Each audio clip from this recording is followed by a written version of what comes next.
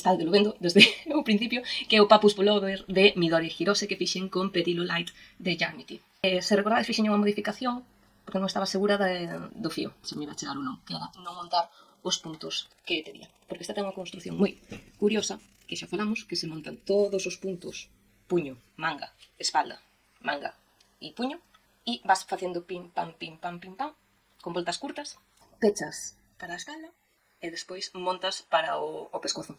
E por eso a diferencia entre a parte traseira e dianteira, que claro, o peche é bastante máis tirante, entón por eso é o que fai que quede un pouquiño máis xusto atrás. Só se diferencia neso. E despois nada, vas facendo a parte de diante hasta que unes dianteiro e traseiro nas mangas, unes en circular e faz o corpo. Así que teño pois 27 gramos de Perilo Light. Que fago con el? Pois non o sei, porque sí que ahora mesmo notas un pouquiño rígido. Liño. Acabará suavizando, este ano ainda vai ser bastante rígido.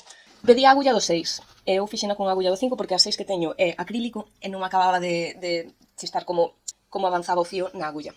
Queda bastante abertiño, como vedes, pero se cada vez lo mellor onde está a camiseta.